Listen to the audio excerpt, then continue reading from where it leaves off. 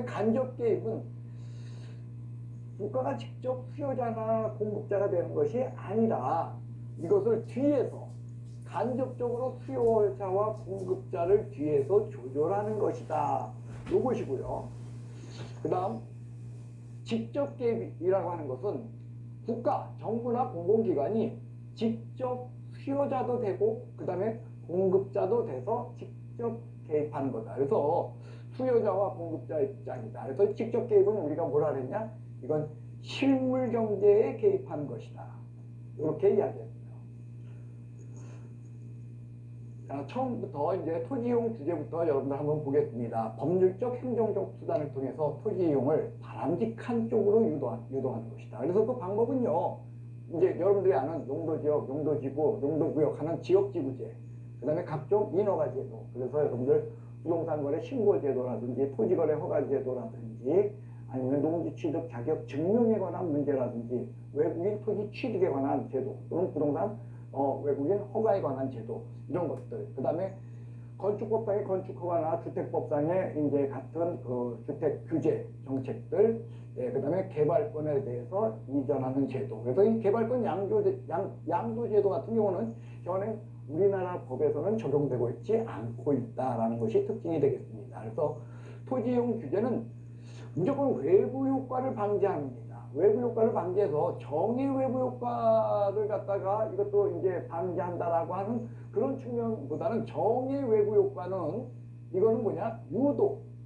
정의 외부 효과는 유도하고 부의 외부 효과는 방지한다. 이런 측면으로 여러분들이 보셔야 돼요.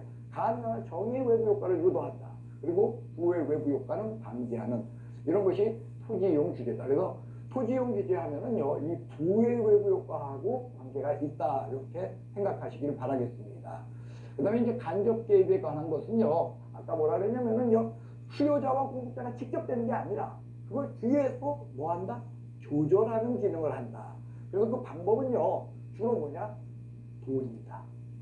돈이라는 형태로 이걸 규제를 해서 보면은 세금도 돈 빼내는 거고, 그 다음에 금융지원 이것도 돈에 관한 것이고, 그 다음에 보조금, 그 다음에 부담금 이런 것들, 그 다음에 행정적 지원 이런 것은요 이제 직접적으로 금융정책은 아닐지라도 행정적으로 지원하면서 수요자와 공급자가 되는 게 아니라 뒤에서 유도한다는 측면이죠. 그래서 이런 것들은 우리가 간접 개입이다 이렇게 이야기합니다. 그래서 이 간접 개입의 특징은요, 시장 기능, 즉 시장이 간섭을 안 해.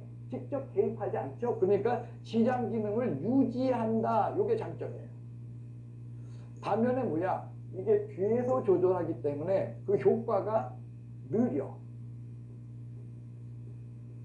예, 이것이 바로 단점이 되겠습니다. 그렇다면요, 여러분들 요 간접 개입의 단점이 뭐냐면은 직접 개입에는 장점이 될 것이고, 그 다음에 간접 개입의 단점이 직접 개입에서 그러니까 장점은 단점이 되고 단점은 장점이 되겠죠. 자, 네 번째로 이제 직접 개입입니다.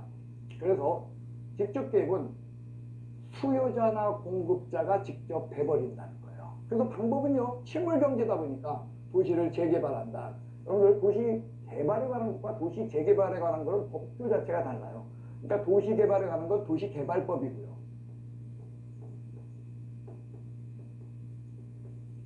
그 다음에 이 도시 재개발에 관한 것은 도시 및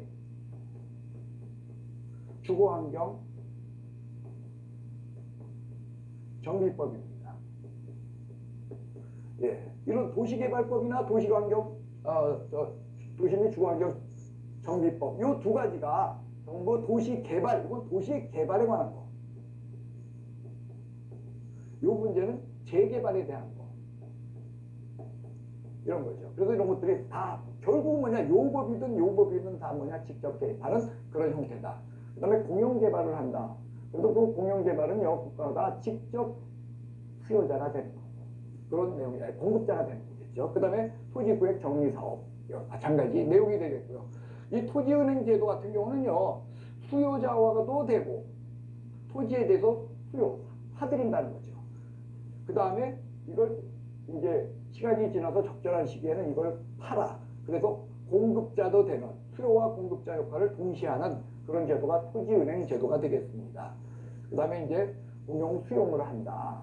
그리고 이 공용수용은요, 그러니까 국가가 직접 매를 하는 거죠. 그러니까 매입을 해드리는 거예요. 그러니까 국가가 수요자가 되는 그런 형태가 되겠습니다. 아까 본 간접계획과의 그 차이점이라면 효과가 즉각적이다. 그래요. 대신에 시장 기부에 관여를 해가지고 해칠 수 있다. 이 부분이 단점이어서 직접 계획과 간접 계획에 관한 것이 서로 장단점을 시험 문제는 어떻게 해요? 바꿔서 내요. 그럴 때 여러분들은 거기에 말려들지 않고 맞춰야 되겠죠. 알면 맞춘다는 거예요. 어려운 내용은 아닙니다. 자, 일단요, 이제 지역지구제에 대한 설명이 되겠습니다. 아까 봤듯이 지역지구제, 부의 외부 효과를 제거한다. 반면에 정의 외부 효과는 어떻게 한다? 정의 외부 효과에 대해서는 이걸 갖다가 더 크게 늘린다. 이런 거다. 그래서 지역지구제가 있게 되면 당연히 수요가 증가하게 돼. 그 땅에 대해서. 왜? 외부 효과, 불확실한 요인, 그죠? 불확실한 요인들이 사라지거든요.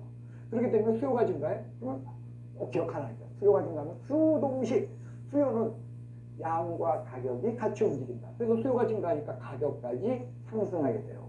가격 상승하면 그 땅 소유자들은 좋다는 거죠. 예, 그래서 그 땅 소유자가 좋다는 건 여러분들 가격이 상승한다는 것은 기본적으로 공급자 혜택을 받는다 그런 뜻이에요. 여러분들 수요자 입장에서는 가격이 오르는 게 좋겠습니까? 떨어지는 게 좋겠습니까? 수요자 입장에서는 가격이 싼 게 좋죠. 그러니까 결국 가격의 상승으로 공급자가 혜택을 받는다. 그러니까 공급자라는 건 기존의 그 땅 소유자야. 공급자는 기존 소유자죠.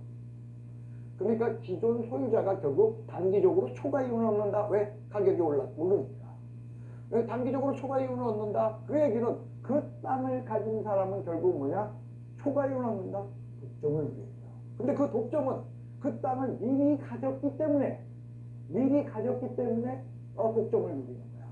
그러니까 이걸 사전적 독점이다. 이런 표현을 해요. 그래서 여러분들 지역지구제 얘기 나오면 단기적으로 사전적 독점 현상이 벌어진다라는 것이 특징입니다. 그 다음에 장기적으로는요, 여러분들 이거 공급곡선의 장기 공급곡선하고 동일한 내용이에요. 그래서 공급곡선의 경우는요, 여러분들 장기에 있어서는요, 이렇게 요게 비용 불변산업이죠.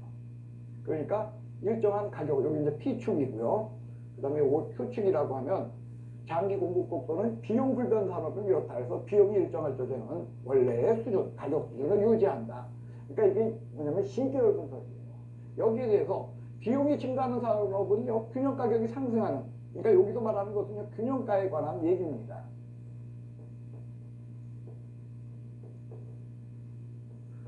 그리고 장기 공급 곡선, 균형가. 세 가지 형태로 나타난다는 거. 장기적으로는요, 공급에 있어서 지금 단기적으로는 무조건 공급자가 혜택을 받아. 근데 장기적으로 비용이 증가하는 산업이라면은 이제 가격 수준이 높아지니까 공급자가 계속 혜택을 받고 비용 일정 산업에 대해서는 균형가를 유지하기 때문에 그냥 그대로 유지되고, 그런데 비용 감소 산업에서는 이게 점점 이렇게 낮아지기 때문에, 그렇기 때문에 수요자 혜택까지도 있다라는 거죠. 이거는 수요자까지 혜택을 받는다. 이런 내용이 되겠습니다. 그래서요, 지역지구제 할 때 요 단기적으로는 무조건 공급자 가격이 상승한다. 왜? 수요가 증가하기 때문에. 그래서 공급자 혜택이 있지만 장기적으로는요, 이게 장기라고 다른 측면에 있어서 균형가가 상승한다. 비용 증가하기 때문에. 균형가가 일정하다. 비용 일정 산업이다. 균형가가 하락한다. 비용 감소 산업 쪽이다. 이렇게 해가지고 여러분들 결국 비용 감소 산업 쪽에는 공급자 혜택으로 그치는 게 아니라 수요자까지도 혜택을 받는다. 이렇게 보시면 되겠습니다. 그 다음에 지역지구제가 지니고 있는 여러 가지 종점 많아요. 그러니까 우리나라는요, 여러분들이 공법을 배울 적에 공법에서 제일 많이 하는 게 뭐냐면은 국토의 계획 및 이용에 관한 법률. 그래서 국계법을 제일 많이 공부하지 않습니까? 그 시험 문제도 사실상 제일 많이 나오고. 사실 2차 하시는 분들은 공법에서는요, 국계법만 정확하게 알아도 공법 안 떨어지잖아. 예. 중개사법이 받쳐주고. 뭐 그런 거 아닙니까? 예. 그래서 이런 지역기구제 바로 그 내용이지만 그래서 이게 많은 혜택을 주고 참 좋은 거지만 문제점도 존재할 수 있다는 거죠. 예. 정부가 정책을 피우는데 인간이 하는 일인데 어찌 문제점이 없겠습니까? 그래서 첫 번째는 뭐냐? 특정 지역. 이 특정 지역은 뭐냐면요. 개발 지역이에요. 개발되는 지역 주민만 혜택을 받아. 개발이 제한된 지역 주민은 그러니까 오히려 소외감을 느끼게 되죠. 아니 어차피 땅을 같이 갖고 있는데 내 땅은 녹지 지역으로 묶여가지고서 내 땅은 혜택을 못 받고 누구 땅은 그게 녹지가 풀려서 그래서 그래가지고서 거기에서 그러니까 우리가 녹지라는 걸 그린벨트라는 용어를 쓰죠. 그게 풀려가지고서 혜택을 얻고 이러한 일들이 벌어진다는 거예요. 그래서 특정 지역의 독점적 소유했던 기존의 공급자가 사전적 독점을 누리게 된다. 이게 있다는 문제점이라는 거죠. 그러니까 이런 것을 해결하기 위한 것이 뭐냐면은 이것을 해서 그 돈을 국가가 혜택받은 거에서 빼내는 그런 형태가 있죠. 그래가지고 요 사전적 독점이 있다라는 것입니다. 근데 중요한 것은요, 요 사전적 독점은 지역적 독점의 문제지 세대 간에 있어서는요, 그들의 형평이 유지돼요. 세대 독점 아니야. 지역 독점이지 세대 독점 아니다라는 거 확인해 주시길 바라고요. 그 다음에 형평성의 문제, 그겁니다. 아까 본 문제죠. 어느 개발 지역과 그 다음에 보존 지역, 이런 개발 지역과 보존 지역에 이런 차이점이 생긴다라는 겁니다. 그 다음에 잘못해서 이걸 갖다가 보존 지역을 너무 크게 묶어놨거나 아니면 개발 지역을 너무 크게 범위를 설정했거나 하는 이런 과잉 지정이 있게 되게 된다면 오히려 효율적 이용을 저해하게 된다. 그래서 이런 과잉 지정이냐 아니냐 뭐 이런 것을 이제 보기 위해서요. 지금은요, 과거처럼 하지 않고 이런 여러 가지 해결 방안을 모색하고 있습니다. 그 다음에 너무 획일화됐다. 이건 이제 공무원들이 지니는 행정상의 어떤 경직성의 문제죠.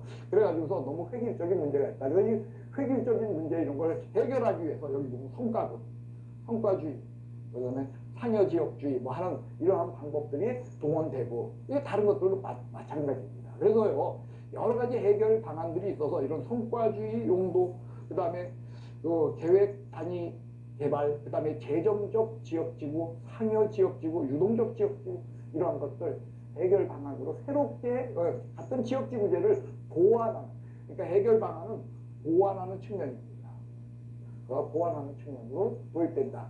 그래서 이 중에서요 이런 것들은요 여러분들이 우리가 심화하면서 그 내용들을 갖다가 요건 뭐구나 요건 뭐구나 하고 암기상으로 정리하면 돼요. 문제는요 이건 암기상이니까 시험 앞에 지금 외우고 나도 다 잊어버려. 나중에 여러분들이 정리하면 되는데 문제는 이 개발권 양도 제도가 지니고 있는 나름대로 의미와 그 특징은 여러분들이 기억하셔야 됩니다. 그리고 시험 속에서 과거에 이런 것들은요 이거 새로운 내용이니까 앞으로 시험에 나올 이야기입니다. 과거까지는 나온 적이 없다라고 보시면 돼요. 그러나 이 개발권 양도 제도 요것만큼은 시험에서 많이 다뤄졌고 여러분들이 꼭 알아주어야 될 그런 내용이 되겠습니다.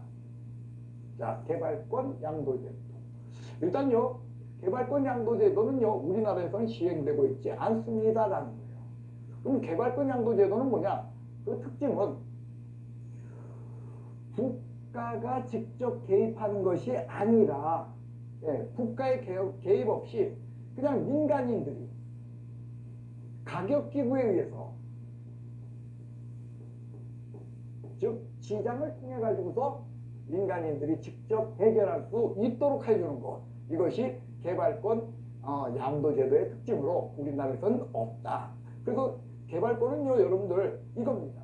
시장기구를 통해서, 이게 바로 뭐냐, 민간인들이 직접 자기들끼리 해결하고 국가는 개입하지 않는다 이 뜻이에요. 그러니까 개발권 양도제도는 국가가 개입하여 하면 이미 틀린 문장이네요. 그 다음 개발권 양도제도의 특징은 바로 이 부분입니다. 개발권을 양도한다는 건 개발권하고 소유권을 분리한다는 거예요. 그래가지고 무슨 얘기냐면 이 땅이 A라는 사람 땅이야. 그러니까 이 땅에 대해서 소유권은 A에게 있다는 거예요. 그런데 특정 부분을 넘어서는 거, 이걸 상한선 이상이라고 해요. 특정 부분을 넘어서는 거예요. 어디까지, 예를 들면 뭐 3층까지는 소유권자가 개발을 하는데 3층 이상에서 해서 6층까지, 그러니까 4층에서부터 이 부분에 대해서의 이 개발권, 개발권은 요 개발권은 이 소유권으로부터 분리시켜서 B한테 준다는 거예요. 그럼 B는 어떤 지역이냐? 여기는 개발 지역이라면 여기는 보존 지역이죠. 즉 개발이 제한돼. 지역 사람한테 이 사람한테 요 개발권을 주어가지고 요 개발권 요것을 A한테 양도할 수 있는 권리를 준다는 거예요. 양도한다는 건 뭐냐? 팔 수 있는 권리를 주었다는 거죠.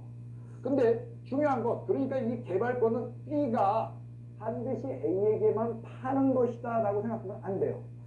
오히려 3층까지는 A가 올렸지만 돈을 오히려 이 B가 주고 개발권을 자기가 직접 사용해서 4층부터 6층까지는 B가 올릴 수도 있어. 그래서 양도도 가능하지만 직접 사용도 가능하다. 요거 기억하시기 바랍니다. 개발권은 양도만 가능한 게 아니야. 왜? 양도제도니까 양도만 가능한가 보다 이렇게 생각하는데 아니야. 직접 사용할 수도 있다. 그래서 여기 보시면 보존지역과 개발지역이 구분된다. 그래서 보존지역 소유자에게 개발권 준다. 개발권을 보존지역 소유자에게 주었다. 그리고 개발지역의 소유자들은 개발 상한선이 설정돼요. 이 개발 상한선의 문제는 기존에 이겁니다. 자, 여기가 보존지역이야. 그 다음에 여기가 개발지역이야. 그렇게 되면은 일반적으로 보존지역도 아니고 개발지역도 아닌 일반지역의 특징은 뭐냐? 3층까지 올리는 거야. 그리고 그러니까 일반지역이야. 일반지역은 3층이야. 그러면 개발되는 요 지역, 개발지역에 있어서는 여기에는 6층까지 지을 수 있어. 할 적에 여기와 여기를 맞춰서 3층까지를 놓고 그 다음에 여기에 소유권을 더 줘야 돼. 그래서 한 층까지, 즉 4층까지는 네 권리다 하고 요게 바로 상한선이에요. 그리고 그 이상 지으려고 할 때, 즉 5층과 6층을 지으려고 할 땐 그것은 B에게 양도했다. 이런 내용이 되는 것입니다. 그래서 여러분들 상한선 이상, 요 4층이라고 하는 거, 왜냐면 요 부분을 3층까지가 요거랑 형평에 맞고 그 다음에 이 4층부터 6층까지를 전부 B에게 준다면은 또 B한테만 권리가 너무 커지죠. 그렇기 때문에 4층 개발권까지는 A에게 주고 그 다음에 5층, 6층, 그래서 A에게 줬다. 그게 바로 뭐냐면 상한선이에요. 그리고 그 상한선 이상으로다가 5층, 6층을 올릴 수 있는 그 권리는 보존지역 주민에게 주었다. 그래서 그 보존지역 주민은 이 개발권을 어떻게 할 수도 있고 팔 수도 있고, 그죠? 그래서 팔 수 있고, 근데 직접 사용할 수도 있다. 이렇게 해가지고 지역 간의 격차를 막는 제도입니다. 여러분들 이걸 논리적으로 접근해 보십시오. 무슨 얘기냐면, 자, 이곳에 땅을 가진 사람과 A와 B 이렇게 땅을 가진 사람이 있는데 이곳에 땅을 가진 사람은 마음 놓고 지을 수 있는데 여기에 땅을 가진 사람은 오로지 농사만 지어야 돼. 그렇다면 이 땅은 가격이 계속 상승하는데 이 땅은 가격이 계속 정체되어 있어요. 예, 계속 머무르고 있다는 거예요. 이렇게 되면 이 지역 사람은 국가의 이런 지역기구제라고 하는 이런 거에 묶여가지고 이 사람은 본의 아니게 손해를 보고 이 사람은 이익을 봐. 그 이익을 우리는 초과이익이라고 하죠. 그래서 요 A 사전적으로 이 땅을 가졌기 때문에 얘는 독점을 누린다 해서 아까 사전적 독점이다. 그런 용어를 쓴 것이고요. 예. 그래서 요렇게 됐을 때 이 사람이 이 손해를 보상하기 위해서 국가가 여기로부터 돈을 걷어서 이 사람한테 준다. 이거 국가가 개입하는 방법이에요. 근데 이 사람한테 돈을 걷어서 이 사람한테 주는 게 아니라 이 땅에 대한 개발권을 이 사람한테 부여를 했다는 거예요. 그러니까 얘와 얘가 상호 협의에 의해서 이루어지니까 가격기구에 의해서, 즉 민간단체들이 시장기구를 통해서 직접 해결할 수 있는 그런 내용이 된다라는 것이 개발권 양도제도로, 개발권 양도제도, 예, 이것이 이제 처음 출발한 것은요, 워싱턴 생가를 이제 옆에 워싱턴 생가가 있는데 옆에 예, 워싱턴 생가가 있습니다. 미국의 워싱턴 대통령, 초대 대통령 그 생가가 있는데 그 옆에 주변 땅들이 이렇게 여기에다가 건물을 올리게 되면은 땅들, 그럼 이 워싱턴 생가가 이게 안 보여. 그러니까 요거 보이게 하려고 여기 집을 못 짓게 한 거야. 그러니까 이 사람들은 아니 왜 같은 땅을 갖고 있는데 왜 나는 건물을 못 올리냐 하고서 이 사람들이 항의를 했죠. 그러니까 그걸 막기 위해서 이 사람들에게 다른 지역에 대한 개발권을 줬다. 이런 측면에서 이 제도가 출발하게 된, 그렇죠? 문화재를 보호하는 측면에서 출발하게 된 그런 것이 역사적인 내용이 되겠습니다. 자, 일단요, 이 개발권 양도제도는 이거 외에도 우리가 심화학습 활동에는 좀 더 많은 내용을 다룰 수 있어요. 그리고 시험 문제에 나온 것들은요, 일단 요 논리만 갖고도 여러분들이 맞춰 나갈 수 있는 그런 사항이 되겠습니다. 자, 여기까지가 이제 지역지구제에 관한 내용이었다면, 이번에는요, 여러분들 직접 개입 방법을 보도록 하겠습니다. 직접 개입 방법은요, 일단 여기서 다루는 건 요 세 가지입니다. 시험 문제 나오는 건 요 환기 방식하고 수용 방식이라고 하는 요 두 가지가 서로 어떤 차이가 있는가라는 것을 비교하는 그런 문제가 나옵니다. 그래서 환기 방식이라고 하는 것은요, 이겁니다. 국가가 땅을 걷어들여서 그 땅을 도로 돌려주는 거야. 근데 땅을 도로 돌려주는데 걷어들인 땅 양만큼 주는 것은 아닙니다. 만약에 그것만큼 준다면은 그럼 국가가 자선 사업하는 거죠. 그러니까 국가는 이 땅을 환지해서 주는데 뭐냐면 면적적으로는 적게 줘요. 근데 면적적으로 적게 준다 할지라도 기존에 땅 가진 사람들은 어떻게 되면 혜택을 받아. 왜? 가격이 올라갔으니까. 그러니까 국가는 일부의 땅을 남겨놓고 나머지 땅을 주는데 그 일부에 남겨놓은 땅, 그걸 보류지라고 해요. 그래서 이 보류지 중에는요, 국가가 이거 환지 정리를 하는 데 있어서 쓰는 비용으로다가 쓰는 땅. 그러니까 그 비용은 뭐냐, 국가가 이제 팔아서 국가 그 수익으로다가 갖고 가는 땅이겠죠. 비용으로 쓰는 땅. 이것을 이 보류지 중에서 우리는 그걸 채비지다 이렇게 이야기를 하죠. 그래서 채비지가 존재하는 것 바로 환지 방식입니다. 그러니까 환지 방식은요, 강제로 국가가 남의 땅을 사들였다가 남의 땅을 다른 사람이에요. A에게 땅을 샀다가 그 다음에 B에게 땅을 파는 형태인 이 수용 방식하고는 달라요. 이거 강제로 사들여. 그러니까 팔기 싫어도 국가가 산다고 하니까 딴 가격에 팔아줘야 돼요. 근데 이걸 갖고 우리는 매수 방식이다. 이런 이야기를 해요. 수용 방식은요. 여기에 대해서 환지 방식은 국가가 땅을 걷어들여서 A한테 걷어들였으면 A한테 그 땅을 주는 거야, 앞으로. 그게 여러분들 환지 방식이니까 여기에는요, 그 느끼는 그 A의 그 소유자인 A의 그 체감이 기분 나쁘지 않아. 이게 좀도 좋죠. 왜? 내 땅이 이게 들어가가지고서 땅값 오른 채로다가 국가가 잘 정리해서 제멋대로 지번이 원래 이렇게 막 제멋대로 이렇게 지번이 형성되어 있는 땅들 아닙니까? 이것들을 환지해서 이렇게 쫙쫙 정리를 해가지고 그래가지고 이걸 나눠주니 더 좋다는 거죠. 자, 전부 주는 게 아니라 일부는 남겨놓는다. 그 남겨놓은 땅을 우리는 보류지라고 해서 보류지 중에서 비용으로